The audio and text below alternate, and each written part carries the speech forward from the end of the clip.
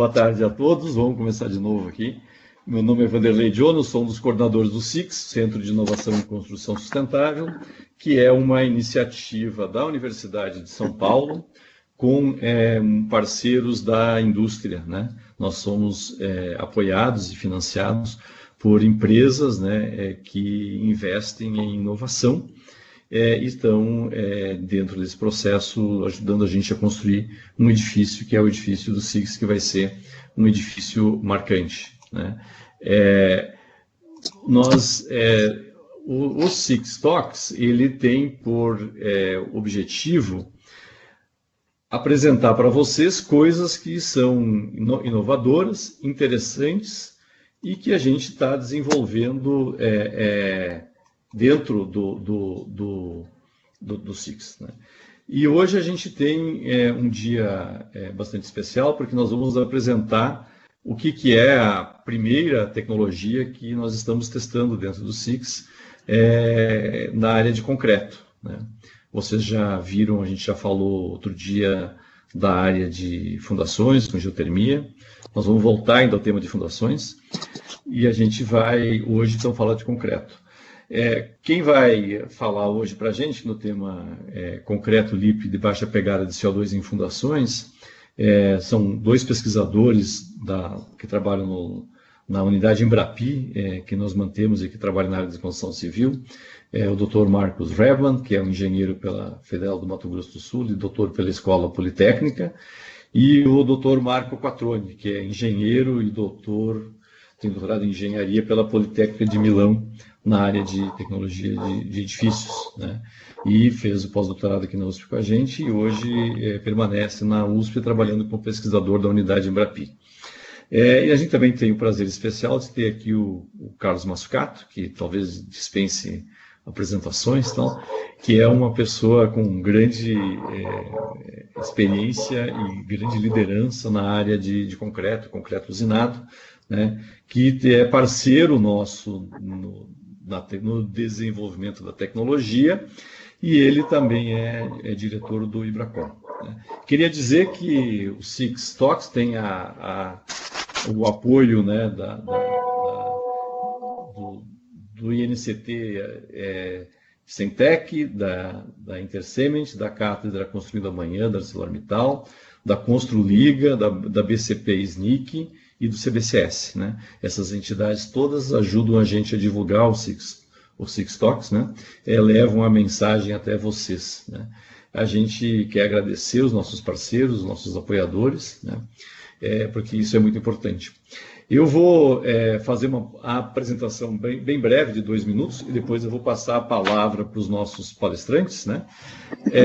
E só para lembrar vocês, quem é a primeira vez, as perguntas elas estão abertas através do chat, né? O chat vocês vão encontrar na tela de vocês, e ao final, então, das apresentações, vai falar o Marcos, o Marco e o Massucato, e depois a gente abre para perguntas e respostas, né? A gente vai ler as perguntas e vocês vão ter oportunidade de interagir, ok? Bom, a gente está aqui preocupado, como sempre, com a questão de mudanças climáticas, né?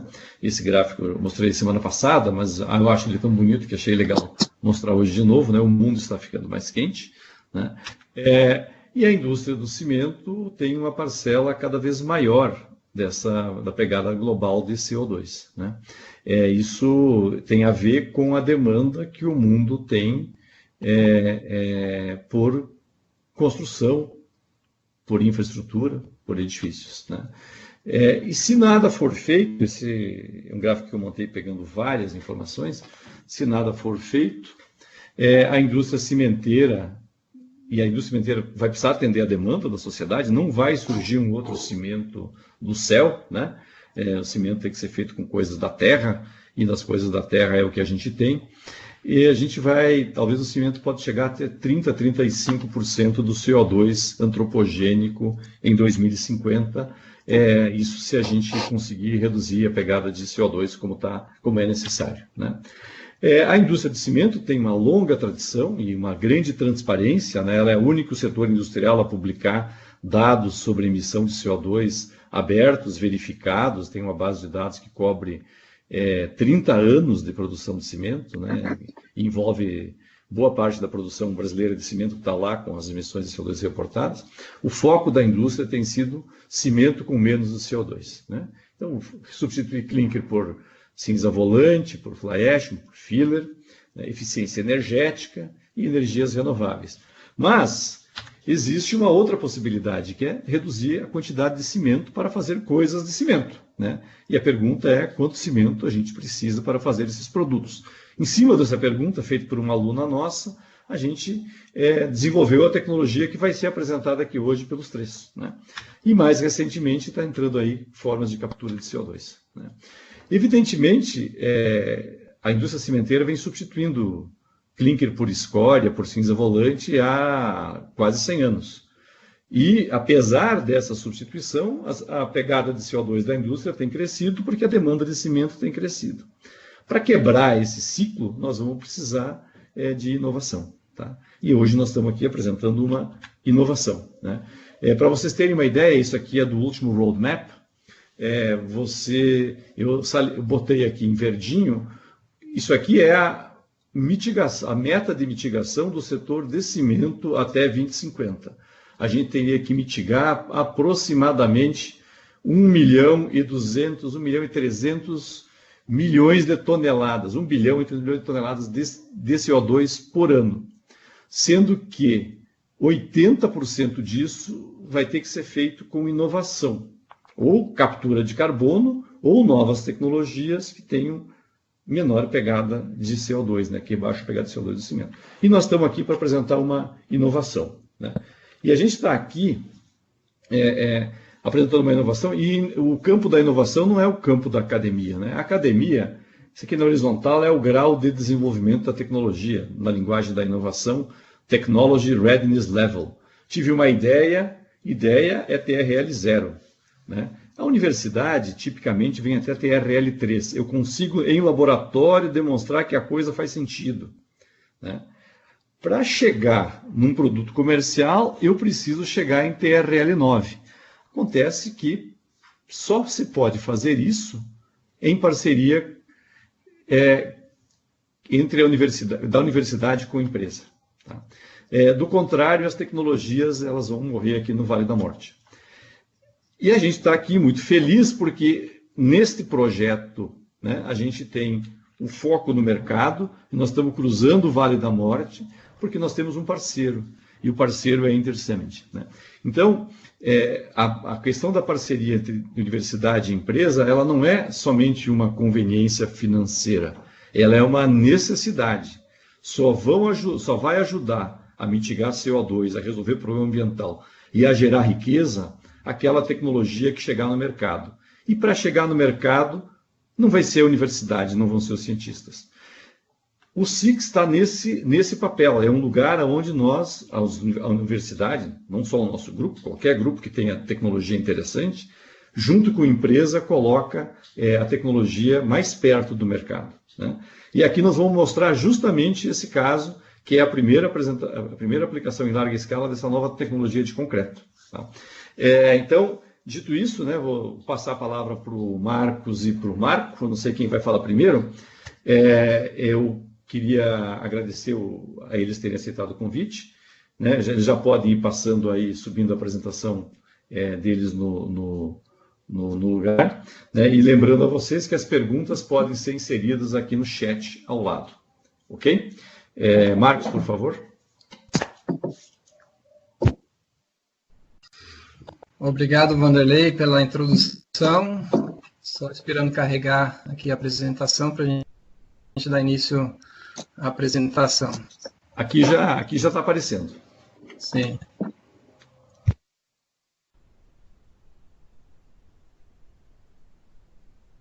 Bom,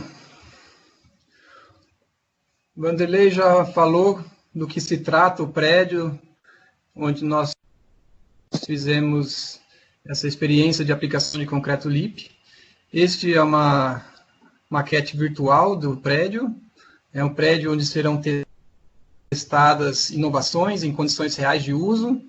A gente vai tentar demonstrar, aperfeiçoar os sistemas, e isso vai ser testado condições de uso mesmo. O prédio que será mostrado aqui, a solução de fundações, é esse do lado esquerdo, e aqui tem uma perspectiva em 3D da estrutura. São 2 linhas de pilares e um vão de quase 15 metros de laje. Aqui nós vemos uma planta de fundação, são então 2 linhas de laje com blocos de 1 ou 2 estacas. Temos ainda um conjunto de 5 estacas que serão feitas uma prova de carga. Além disso, tem ainda 2 estacas adicionais onde foram feitos e serão feitos ainda alguns testes. O tipo de estaca escolhido foi o tipo S contínuo, em função do tipo de terreno, das cargas e da condição de que seria aplicada o uso de geotermia. O diâmetro das estacas é de 70 centímetros, com 16 metros de comprimento em média, e 12 metros dessas estacas são armadas e onde se concentra a geotermia. Então, foi aplicado mais ou menos uns 150 metros cúbicos de concreto. A estaca hélice contínua, para quem não está familiarizado, a sequência de execução dela inicia com a perfuração, é uma perfuratriz onde tem uma hélice contínua, daí que vem o nome, faz a perfuração até a cota de perfuração, depois é feito o saque dessa hélice, junto com a injeção do concreto pelo eixo central da hélice. Isso é feito de forma monitorada para que não fiquem vazios e nem tenha colapso do solo. E no final, após a limpeza superficial ali, retirada da terra excedente, é feito a inserção, a cravação da armadura, que muitas vezes é uma armadura curta, mas no caso aqui é uma armadura profunda, inclusive com elementos de geotermia embutido. Aqui algumas fotos, para quem prefere ver em fotos e não em esquema. Do lado esquerdo a gente tem então uma vista aérea da perfuratriz. Nós vemos também o caminhão com a bomba de concreto e o caminhão betoneiro atrás. Na foto do meio já tem o furo preenchido com concreto e do lado direito é o início da inserção da armadura. Bom, eu vou apresentar primeiro os desafios que nós encontramos durante o desenvolvimento do concreto e no final o Marco vai fazer a apresentação da execução e dos desafios que encontramos lá. Inicialmente, só conceituar a questão de LEAP, né? Do que nós estamos falando quando falamos de concreto LEAP. O LEAP é um acrônimo do inglês de uma tecnologia de concreto que tem baixas emissões de gases de efeito estufa e a performance ela é mantida ou até melhorada. E quando nós aplicamos esse tipo de concreto nas estacas hélice contínuo, nós enfrentamos alguns desafios.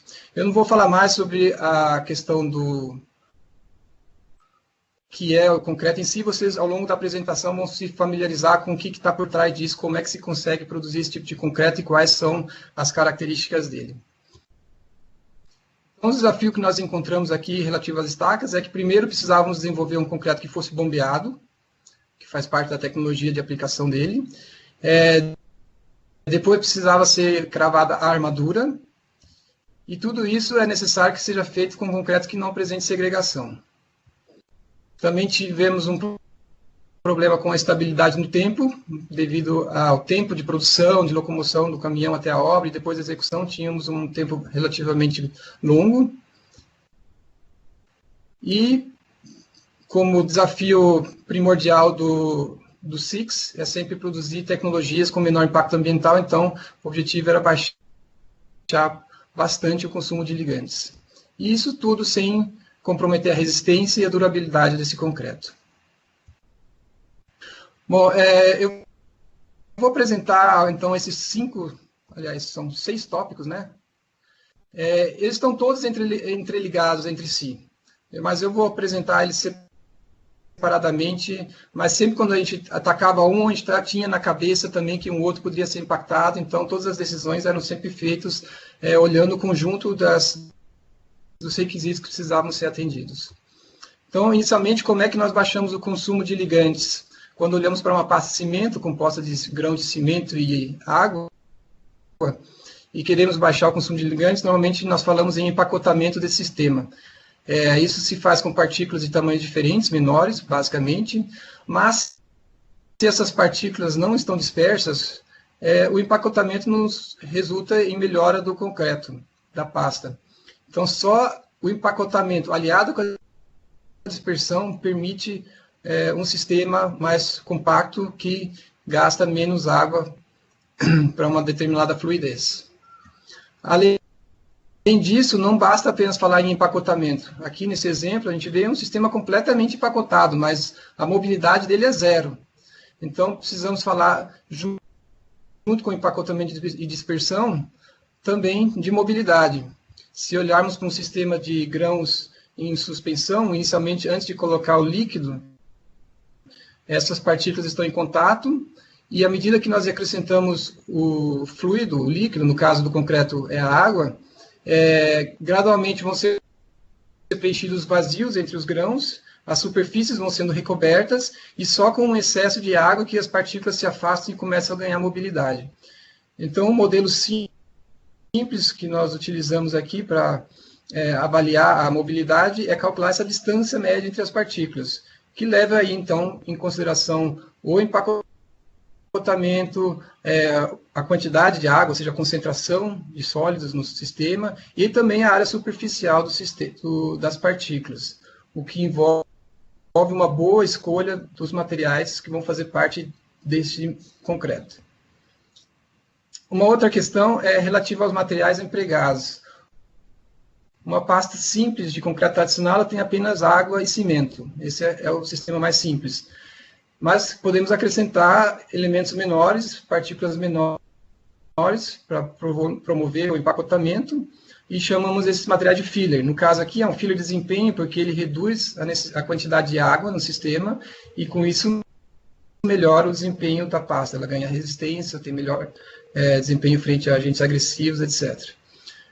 Com o aumento do desempenho, podemos pensar em retirar, então, algumas das partes ligantes. E aí entra em jogo um filler que chamamos um filler de diluição, que normalmente tem dimensões próximas do cimento. Bom, vamos ver então o que aconteceu na prática. Nós tínhamos uma especificação de 600 kg de cimento, isso estava no projeto, e nós aceitamos o desafio em derrubar essa resistência até onde que nós conseguiríamos, atendendo todos os demais requisitos. Começamos então com 600 kg, adicionamos, isso era uma argamassa inicialmente, adicionamos brita zero nela, ou seja, aumentamos a extensão granulométrica, com isso melhora o empacotamento e reduz a demanda de pasta. Com o uso de filler de desempenho, caiu para 280 o consumo de cimento, e com o filler de diluição para 200. No final, ainda teve uma série de ajustes menores, não em termos de trabalho, mas em termos de resultado final. Então, verificamos os agregados, onde tentamos usar os agregados que normalmente são utilizados em operações de concreteiras comerciais. Também testamos uma série de aditivos, avaliamos a questão do ar incorporado, e no final fizemos uma validação na concreteira, e com isso ainda foi até possível reduzir para 190 quilos o consumo de cimento. Com isso, em relação à especificação inicial, a redução foi de 68% de ligantes, e em relação a esses 400 quilos, que é uma prática de mercado, temos ainda uma redução de 53% no consumo de ligantes e, consequentemente, emissão de CO2 relacionados.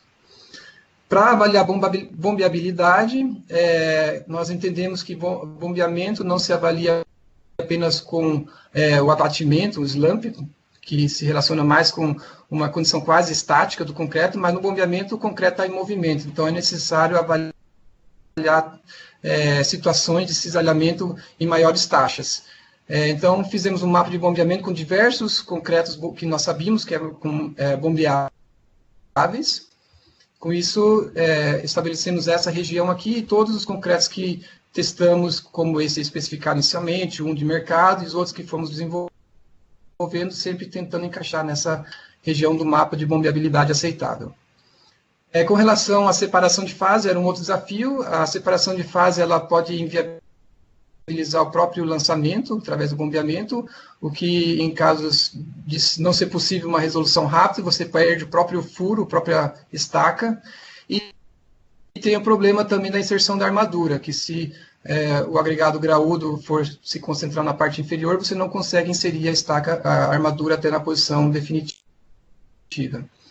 Então, nós fomos bastante rigorosos nessa questão aí. Aqui, então, a princípio, olhando essa foto, pode não parecer que tenha muitos problemas, mas a gente enxerga um pouquinho de acúmulo de agregado maior no meio, uma leve separação de pasta nas bordas. Então, esse tipo de situação nós evitamos. Aqui a gente tem uma série de requisitos conflitantes, e isso se mostra ao longo de todo esse desenvolvimento. Então, queremos baixar o impacto ambiental, para isso baixamos os ligantes, e com isso o desempenho baixa. Para não baixar o desempenho, nós mexemos na água, mas com isso ocorre um impacto na reologia. Se tentamos corrigir a reologia com o aumento de dispersão, corremos um risco de maior segregação. Então, tentamos usar formulações otimizadas, onde que se utiliza os materiais corretos, na quantidade correta, mas isso são soluções menos robustas. Qualquer variação nas matérias-primas ou no processo pode levar a uma entrega de um concreto que apresente algum tipo de problema. Então, para ter uma solução robusta que pudesse ser aplicada ao longo de todo o processo de execução das estacas, nós mexemos um pouquinho na dispersão e a solução final foi utilizar uma dispersão não ótima, não completa, mas uma dispersão parcial com 2 aditivos, sendo que o primeiro era um aditivo polifuncional e o segundo um superplastificante com teor um pouquinho menor do que o teor ótimo, menor do que o teor de saturação ideal. Também essa adição ela foi feita em 2 momentos diferentes, como a gente vai ver em seguida. Tivemos também a questão do tempo de execução. Aqui nós apresentamos a timeline de 2 concretos semelhantes que foram executados anteriormente em um outro case. Aqui não é o caso de a gente olhar todos os pontos, mas a gente analisou uma série de ações que foram tomadas desde o início da concretagem até o lançamento final. Aqui um resumo disso. Então, 60 a 70 minutos era gasto na usina, mais 20 de deslocamento até a obra e 20 a 30 minutos de lançamento. No nosso caso das estacas, nós conseguimos melhorar a questão da usina, reduzimos isso. O deslocamento era um pouquinho maior, porque nós estávamos um pouco mais distante e iríamos enfrentar a Marginal Tietê por um trecho. E o lançamento na obra também, ela passaria por uma avaliação reológica inicial e depois toda a injeção do concreto, colocação da armadura, podendo chegar a 60 minutos. Com isso, tínhamos uma janela de 1h40 até 3 horas de execução. Avaliamos, então, inicialmente, por exemplo, aqui o azul é a argamassa que estava na especificação, esse vermelho é um concreto tradicional para hélice contínua, e verificamos que não era possível atender essa janela toda. Ao longo do nosso desenvolvimento, chegamos nesse concreto LIP proposto, ele já é mais estável, nós setamos ele para iniciar no topo da especificação, ou seja, com mais ou menos 240 milímetros de abatimento, e ele ficava dentro das limites de especificação até 2 horas a 2 horas e meia. Como tinha casos que a gente previa que isso não era suficiente, ainda tínhamos um plano B, que seria uma redosagem. A redosagem aqui, mostrada em 2 horas e 30, ela consegue retomar o abatimento, só que a gente vê que depois a manutenção é pequena, mas ela ainda seria suficiente para conseguir realizar a execução, o bombeamento do concreto e a inserção da armadura. Sempre tivemos preocupação que precisávamos atender às demandas de projeto, de resistência, né? Então, a especificação do projeto era um FCK de 25 MPa. Aqui eu mostro as resistências dos diversos concretos que nós desenvolvemos ao longo das pesquisas no laboratório, em relação à porosidade da pasta, a porosidade capilar mais o do ar incorporado aqui. E setamos esse concreto para uma resistência em torno de 36 MPa, resistência média, de forma que com as flutuações ao longo da execução, a gente perderia mais uns 6 MPa, mais ou menos, de flutuações, era o previsto, e a gente tinha uma folga adicional de uns 5 MPa para possíveis modificações que se fizessem no canteiro. E essas modificações estavam relacionadas principalmente com a inserção da armadura, que era uma das questões que nós não tínhamos como verificar no laboratório se era possível fazer a inserção. Era uma armadura longa, de 12 metros, extremamente rígida, então todos os estribos eram soldados nas barras longitudinais. Aqui na foto do lado esquerdo nós vemos o Munch levantando a armadura, ela nem enverga, né? Ela fica totalmente na posição horizontal. Também ela tinha uma concentração grande dos tubos de geotermia, que é o que a gente vê nessa foto do meio, e ainda tinha uma série de instrumentações, com uma barra central e uma série de barras em cruz aqui, para assegurar essa instrumentação no meio. Então, isso não tinha como verificar, e por isso que trabalhamos com essa forma adicional. Aqui só algumas fotos para ilustrar. Do lado esquerdo nós tínhamos a argamassa, que era especificada inicialmente. Na especificação do projeto nem falava de aditivo, então resultou nessa primeira foto de cima, com o aditivo, essa do lado esquerdo embaixo. A de 400 quilos é um concreto que é mais ou menos usado hoje nas execuções de estaca contínua normais. E com 280 e 200 quilos já são soluções com os fillers de desempenho e de diluição e aditivos. E, por fim, a solução final com 190 quilos, onde também pequenos problemas de segregação foram resolvidos. Essa é a composição final.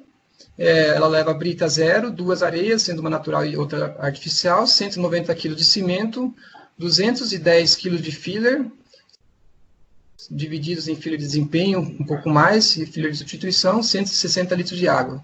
E 2 aditivos. Resistência média 36 MPa, abatimento 250 milímetros. O teor de ar normalmente se mantém em torno de 2 a 3%. E para execução, as recomendações nossas de desenvolvimento foram que fosse executado uma estaca teste para verificar a cravação da armadura. Antes de iniciar a execução das estacas do prédio, seria feita uma estaca teste. Todos os caminhões deveriam ser acompanhados, principalmente com reometria. Então, a liberação para preenchimento da estaca seria só após a realização da reometria.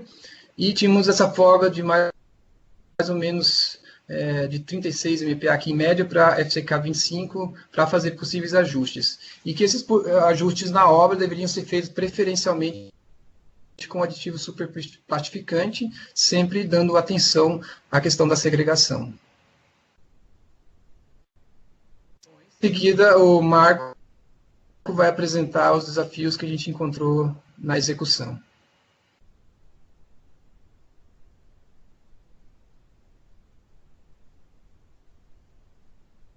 Ok, boa tarde a todos. Vou apresentar alguns desafios durante a fase de execução. Bom, os desafios principais foram isso: produção, carregamento, mistura na central, logística no canteiro de obra, o controle hidrológico, a cravação da armadura e por último, as performances desses concretos. Por quanto riguarda o carregamento, a gente tive necessidade de carregar o filler manualmente, porque na usina o silo não era previsto um silo específico por filler, aí o carregamento foi feito manual. E per acelerar os tempos que o Marcos mostrou anteriormente, se decidiu de carregar o filler em primeiro lugar, depois os agregados, o cimento, a água, enfim, os aditivos.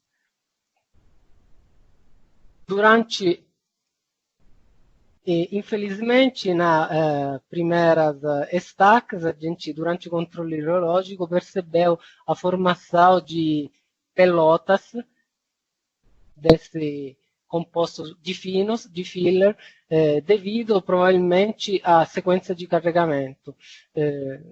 Para resolver esse primeiro problema que a gente encontrou, foi decidido de mudar levemente a sequência de carregamento e adicionar, antes do filler, parte do aditivo polifuncional e depois completar com a mesma sequência de carregamento na central. Isso permitiu de reduzir de muito a presença dessas pelotas de finos.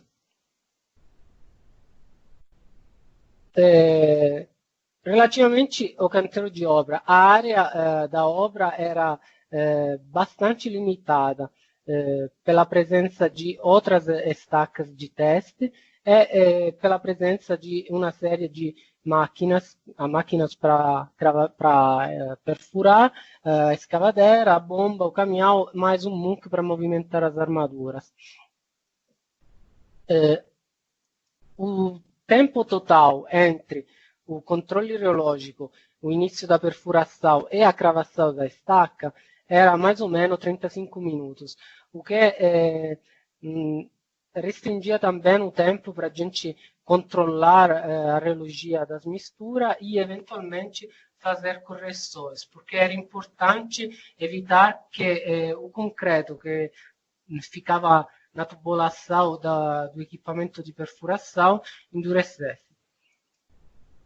Foi decidido, por isso, de deslocar bomba e caminhão betoneira fora da obra e deixar dentro do canteiro só a máquina perfuratriz e a escavadeira para movimentar as armaduras. Por quanto concerne o controle reológico, como o Marcos falou, a gente acompanhou com controle de geometria rotacional e com controle de abatimento. A geometria rotacional, como mostrou o Marcos, essa é uma mapa de concretos bombeáveis. Essa área cinza mostra a área de concretos bombeáveis. Esses foram os perfis reológicos das estacas. Esses são os limites dessa mapa. E essa área verde é a área que garantia o perfil reológico do concreto ideal para a estaca, para a armadura cravar.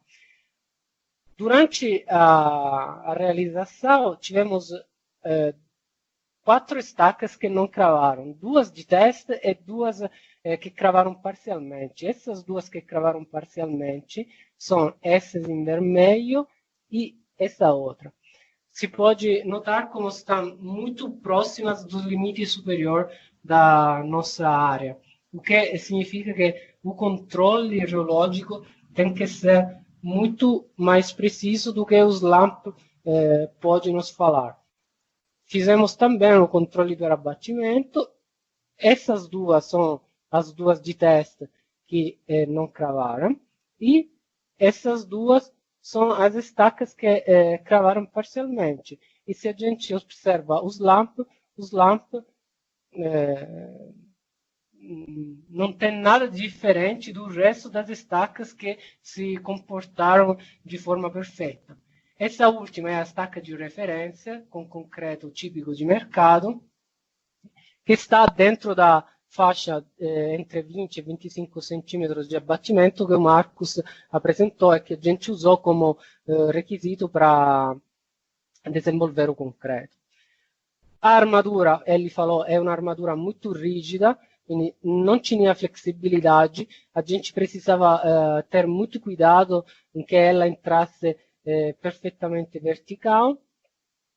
E, enfim, passando às performances dessas estacas, aqui tem o indicador de intensidade de ligante que o professor Vanderlei já apresentou a passada semana, e a gente ficou trabalhando por essas estacas nessa área verde.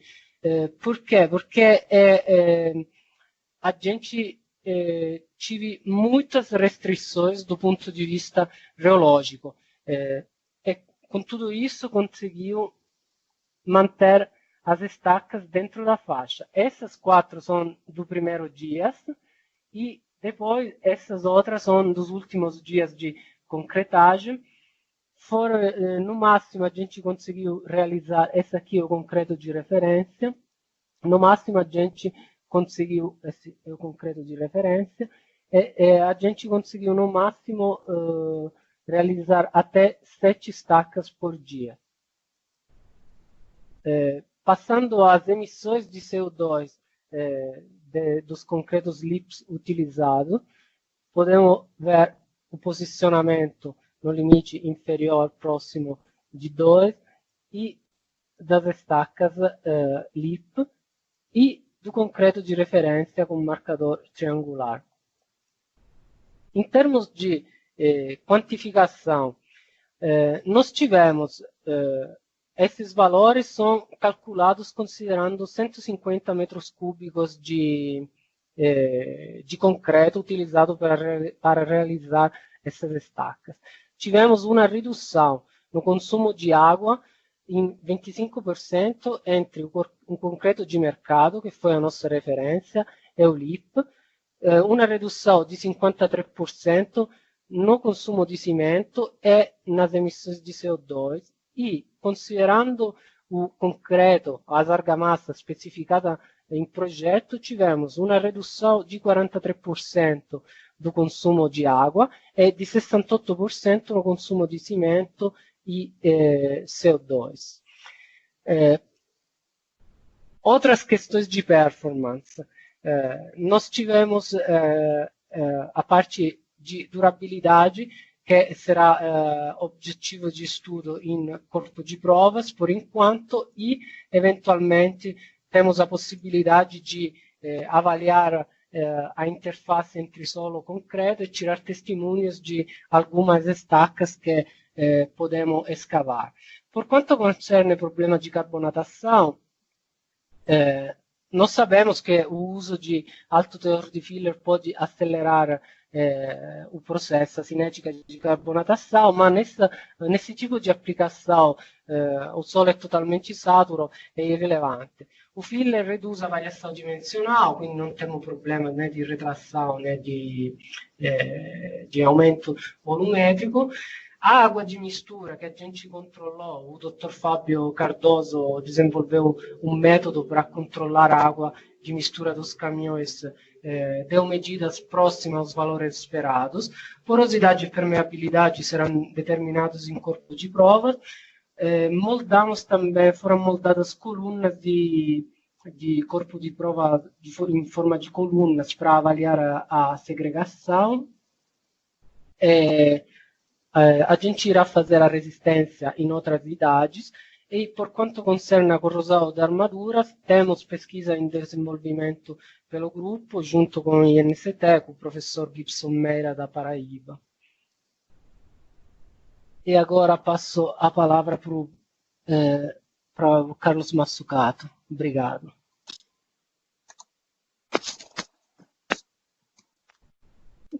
Marco, obrigado. Obrigado, Marco. Obrigado, Marcos. Obrigado, Vanderlei, pela oportunidade e de poder estar compartilhando com vocês um pouco dessa experiência. E essa experiência foi algo muito prazeroso, porque tudo vem acontecendo, tudo dando certo, tudo conforme planejado. Eu queria compartilhar um pouquinho com vocês, rapidamente, um pouco da nossa experiência de uma empresa incentivar a parte de P&D e essa sinergia intensa com a universidade.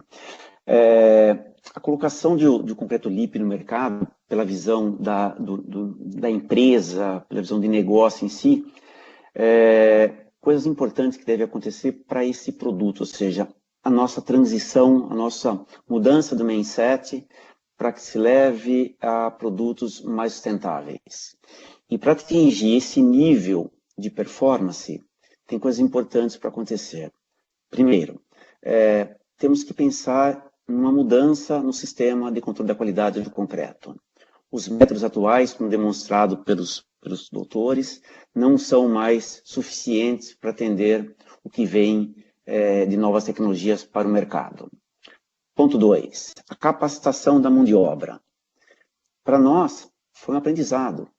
Por quê? Você olhar para um concreto LIP, e assim com os motoristas e das operadoras de betoneiras, que tem aquela visão, aquele conhecimento prático da reologia, ela muda a percepção.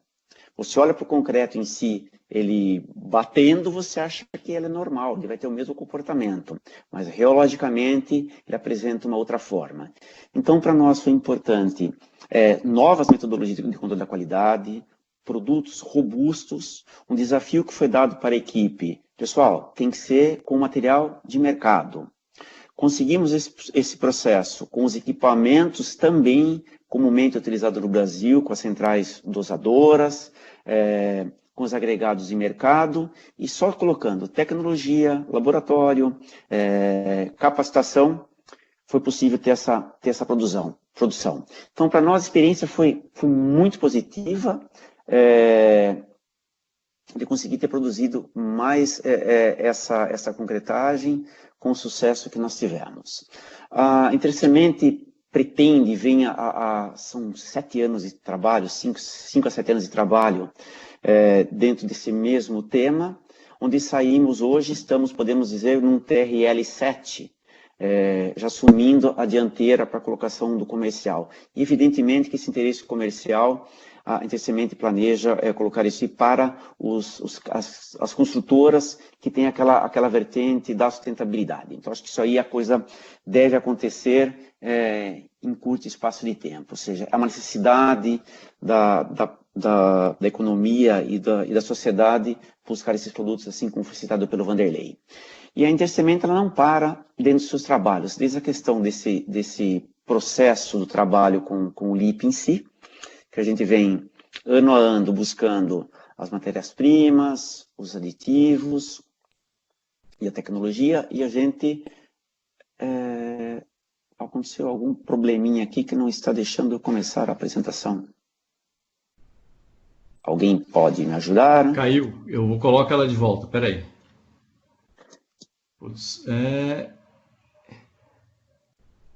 Ela caiu, simplesmente caiu. LEAP aqui, vai entrar.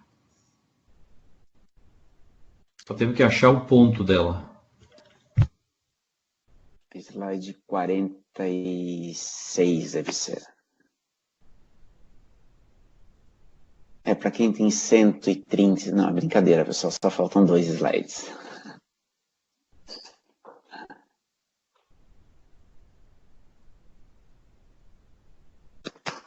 Jonas, se você quiser tocar daí, eu nem mexo com vocês aqui dentro. Só dá mais um enter para nós, Jonas, por favor. São 2 slides apenas. Ok? E dentro desse processo, elevando um pouco mais a questão da tecnologia do concreto em si, a Intersemente instalou sensores, que nós chamamos de Smart Concrete. Instalamos sensores wireless para tentar fazer as relações da obtenção da temperatura ao longo do tempo. Volta 1, por favor, Jonas. Esses sensores, eles emitem os sinais diretamente para a rede LoRa, para o Wi-Fi. Por quê? Porque a gente só vai aprender algumas características medindo. Quem não mede, não conhece. Então, nós instalamos os sensores para entender o comportamento da estaca, do concreto dentro da estaca, enterrada, para esse concreto LEAP, buscando esses cenários. Próximo slide, por favor, Jonas. E aí sim, quando a gente está tentando avançar na inovação, que na verdade as estruturas deveriam ser todas monitoradas. A gente imagina que no futuro deverá ser uma tendência, tanto para a questão de aumento da produtividade, reduzir a desforma, tempo de obra, termos os conhecimentos do processo da heteringita tardia, que porventura pode acontecer nas estruturas de pré-fabricados ou nas estruturas convencionais em si. Então, essas são demandas que o mercado está sempre nos provocando, e a Intersemente gosta desses desafios. O LEAP foi um desafio. A parte do sensoramento também é um novo desafio que leva para a sociedade reduções de custo, com aumento de tecnologia, com melhoria de performance em si. Esses sensores estão sendo projetados para suportarem uma vida útil com bateria de até 10 anos. Coisas fáceis que se colocam, se medem, de interpretação com alta tecnologia que possa desenvolver o nosso processo. Pessoal, acho que basicamente, termina, né, Jonas? Acabamos, acho que é por aí. Por favor, mais um slide, se eu terminei. Eu queria, antes do Vanderlei fazer o encerramento, eu estou aqui fazendo a apresentação, obrigado pelo Vanderlei na introdução, mas tudo isso é possível pelo esforço da nossa equipe, Márcio Muniz, o Sandro, a Mariana, o Éder, o Suzuki, que está aí nessa batalha conosco há um bom tempo, além de toda essa parceria com a equipe da USP, que foi um tremendo prazer, e tem sido um grande prazer trazer isso aqui de novidade para o setor. Muito obrigado, pessoal. Ok, pessoal, obrigado, Massucato, obrigado, Marcos, obrigado, Marco.